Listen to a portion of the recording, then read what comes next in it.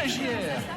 Vous l'avez dit, il y a des nouvelles carnavalières, mais il y a également des imagières, celles qui dessinent, celles qui donnent, j'allais dire, l'impulsion et le sens créatif. Notre imagière s'appelle Emmanuel Rochard. Le chat, quant à lui, réalisé par la famille Durand. Je vous laisse deviner. Quels sont les artistes féminines présents justement sur ce chat? Oui, alors on a tous reconnu Marilyn, je suis d'accord avec vous. Quels sont les autres?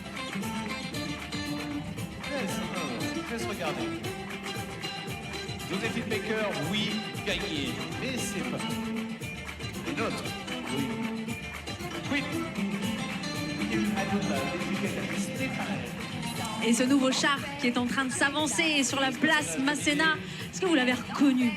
J'ai quelques indices, enfin, effectivement. Oui. On a plein de chanteuses, on a plein de... Mais vous parlez du personnage stars. principal. Bien sûr. Oui.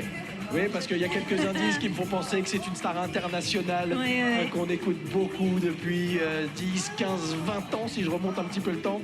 Et on a beaucoup de chance parce que celle qui va nous en parler mieux que personne, elle est à nos côtés. Elle est avec nous, Emmanuel Rochard, bonsoir. Bonsoir. Et bonsoir. Merci beaucoup d'être avec nous, vous êtes imagière. Avec un Y, attention. Ça veut dire quoi? Alors, imagière, c'est ceux qui dessinent les chars et les costumes du carnaval de Nice. Mais c'est un métier assez méconnu. C'est un métier qui n'est que pour le carnaval de Nice. Qui n'est que pour le carnaval de Nice, nulle part ailleurs même. Alors, ils vont avoir d'autres termes, mais vraiment le terme imagier est propre au carnaval de Nice. Et c'est vous qui avez imagié? C'est comme ça qu'on dit? Ouais, Imagier, ça fait imagier, j'aime bien. Ce char-là? Oui, tout à fait.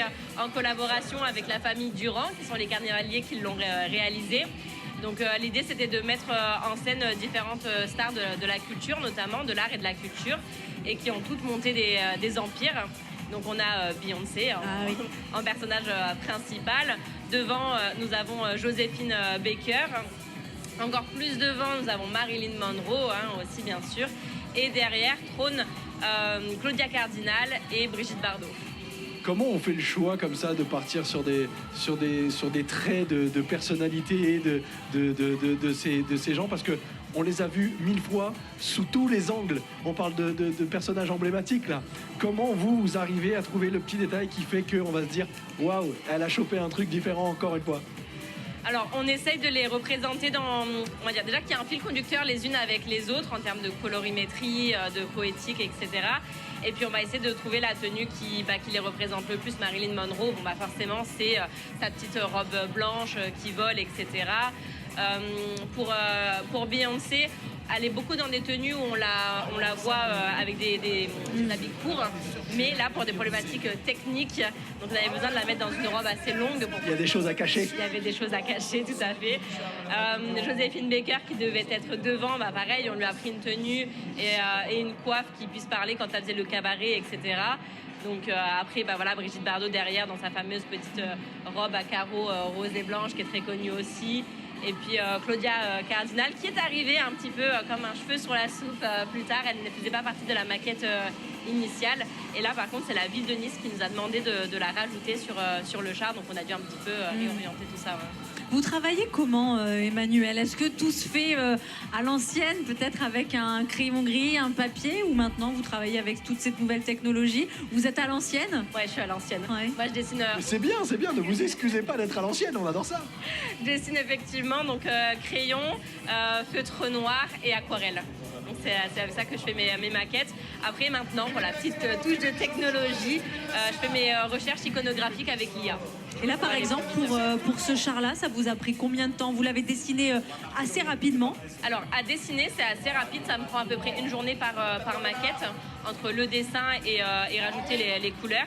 Mais par contre, c'est la recherche qui est beaucoup plus longue.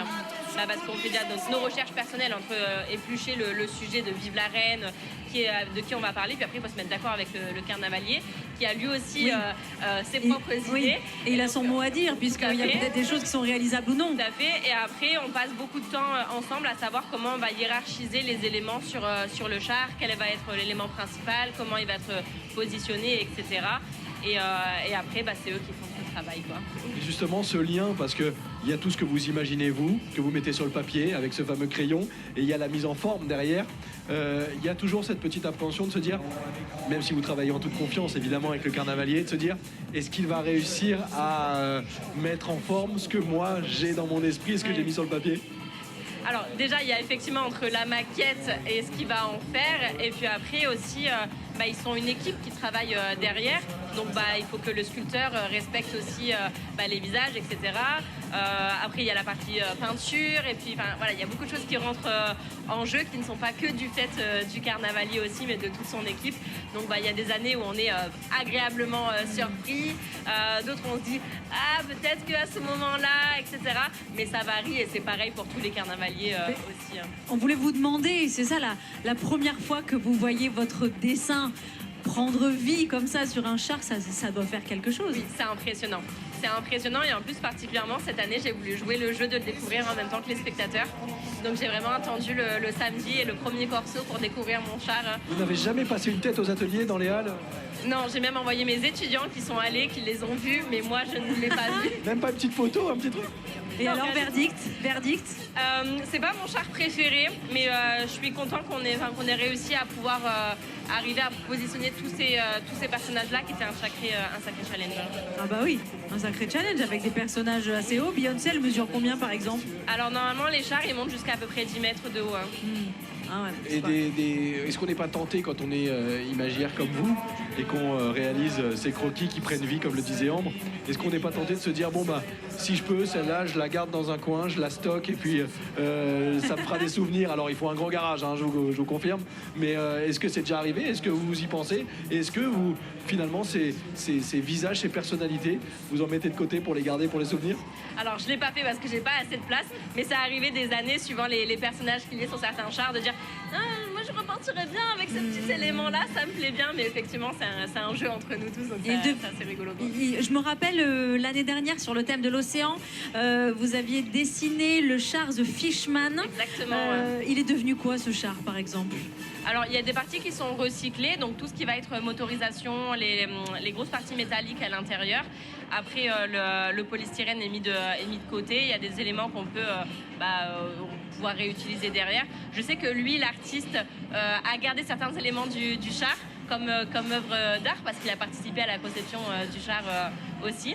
Donc voilà, le char est démembré après et vit de façon différente. La suite, ce sera aussi la prochaine édition. Est-ce que, j'ai essayé avec plusieurs invités, est-ce que vous avez déjà la thématique de l'année prochaine? Non, c'est horrible, on ne sait pas.